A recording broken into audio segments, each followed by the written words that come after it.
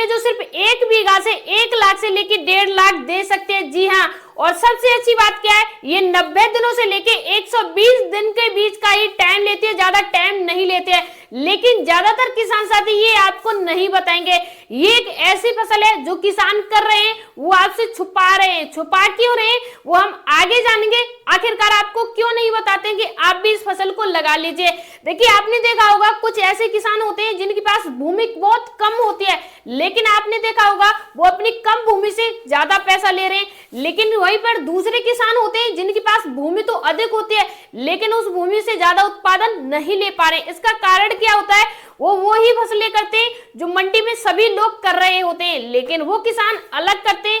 वो ये सोचते हैं मेरे पास भूमि तो कम है लेकिन माइंड काफी ज्यादा है, मैं ऐसी फसल करूंगा जिसका मंडी में भाव 4 गुना ज्यादा मिले और मंडी में डिमांड हमेशा रहती हो। ऐसा नहीं कि आपने फसल लगा ली, मंडी में सेल नहीं हो रही है, और ऐसा भी नहीं होना चाहिए कि आपने कोई भी फसल की है और मंडी में वो 10 रुपए किलो जा रही है या इससे सस्ती जा रही है, तो ये इसमें आपको लॉस हो जाएगा। अब हम बात करेंगे वो कौन सी फसल है और इसे आप कैसे लगाएंगे। सबसे पहले तो किसान साथियों हम बात कर रहे हैं उस फसल के बारे में, तो हम बात कर रहे हैं खीरे की खेती के बारे में। वैसे तो खीरे की डिमांड पूरे साल रहती है, लेकिन गर्मियों के टाइम में अगर आप खीरे की खेती करते हैं तो सोने पे सुहागा हो जाता है। यानी किसानों को सबसे ज्यादा उत्पादन भी मिलेगा और साथ ही साथ मंडी का भाव भी मिलेगा। अगर आपको मंडी का भाव और उत्पादन दोनों एक साथ मिल जाए तो आप 1 बीघा भूमि से इतना कुछ ले सकते हैं जो किसान अपनी 4 से 10 बीघा भूमि से भी नहीं ले पा रहे। अगर आप इसकी खेती करना चाह रहे हैं तो कैसे करेंगे, तो इसको आप चाहे जिस महीने में लगा सकते हैं, लेकिन हम बात करें अप्रैल के महीने में अगर आप खीरे की खेती कर रहे हैं तो आपको क्या करना है, सबसे पहले तो आप तो ड्रिपिंग से इसकी खेती कर सकते हैं। अगर आपके पास इतना पैसा नहीं है तो आप ओपन खेत में भी कर सकते हैं। ओपन खेत में इसमें थोड़ा रिस्क रहता है। रिस्क कैसा रहता है, क्योंकि इस पे अटैक होता है बीमारियों का, वो अटैक होता है। साथ ही साथ जो हमारे फूल होते हैं, जो फ्रूटिंग होती है, उस टाइम पर रोग ज्यादा आ जाता है। तो छोटी छोटी जब फ्रूटिंग होती है हमारे फल में कीट आ जाते हैं और वो कीट हमारे फ्रूटिंग को नहीं बढ़ने देते, तो इससे हमें लॉस हो जाता है। तो सबसे पहले अगर ओपन में करते हैं तो रोग ज्यादा आता है, इसके लिए हमें 2 से 3 दिन बाद क्या करना है, नीम का जो तेल होता है उसका छिड़काव करना है, या नीम से जो मिश्रित कीटनाशक जो दवाई होती है हमें उनका प्रयोग करना है। अब बात करते हैं, सबसे पहले आपको खेत की तैयारी करनी है। गोबर डाल के आप खेत की तैयारी कर सकते हैं। तैयारी कैसे करेंगे, तो आपको क्या करना है, 8 से 10 टन गोबर की सड़ी हुई खाद ले सकते हैं। अगर आपने पहले से डाल दी है तो कोई आवश्यकता नहीं है।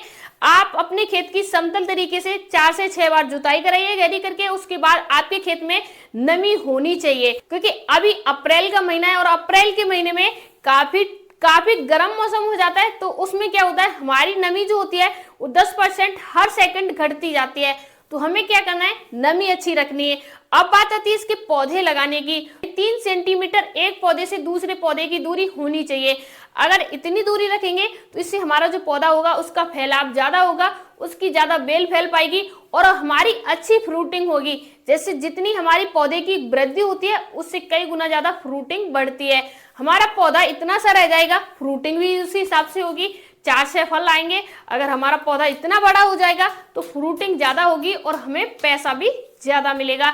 अब बात आती है ये कितने दिनों में आपको पैसा देना शुरू कर देता है, तो पहले इसकी हार्वेस्टिंग 60 दिन की बाद शुरू हो जाती है। और बात करें इसके उत्पादन की तो ये 80 क्विंटल से लेके 120 क्विंटल उत्पादन दे सकता है। मंडी भाव की बात करें तो मंडी का भाव 15 रुपए प्रति किलो से लेके और 20 रुपए प्रति किलो के बीच में रहता है। कभी कभी इसका मंडी का भाव 40 रुपए प्रति किलो भी हो जाता है, लेकिन गर्मियों की सीजन में इसका अक्सर भाव तेजी पकड़ता है, यानी आसमान को छूता है। तो गर्मियों के टाइम पे नॉर्मल भाव अगर आप लेके चलेंगे तो 15 रुपए किलो से लेके 30 रुपए प्रति किलो के हिसाब से आपको मंडी का भाव मिल जाएगा।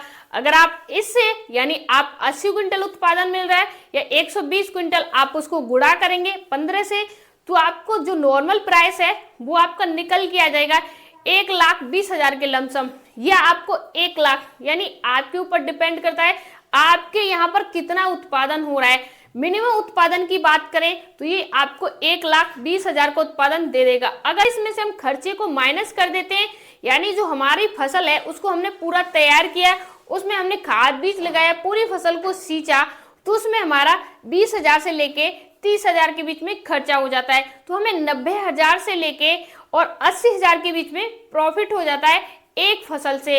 अब आप सभी लोग कहेंगे आपने कहा था 1 लाख से लेके 1.5 लाख हमें प्रॉफिट दे रही है, तो ये फसल 1 से 1.5 लाख आपको प्रॉफिट दे सकती है जब आप इसमें सही तरीके से देखभाल करेंगे, क्योंकि उत्पादन होता है, अगर उत्पादन ज्यादा बढ़ गया आपका तो आपका प्रॉफिट भी ज्यादा बढ़ जाएगा। अब बात करते हैं इसे ज्यादातर किसान साथी आपको बताते क्यों नहीं है। देखिए ज्यादातर किसान साथी इसलिए नहीं बताते हैं क्योंकि अभी जो मंडी का भाव है किसानों को अच्छा मिल रहा है और मार्केट में इसकी डिमांड है, मार्केट में इसकी खपत है, तो किसान ले जाते हैं, उनको मंडी का भाव अच्छा मिल जाता है।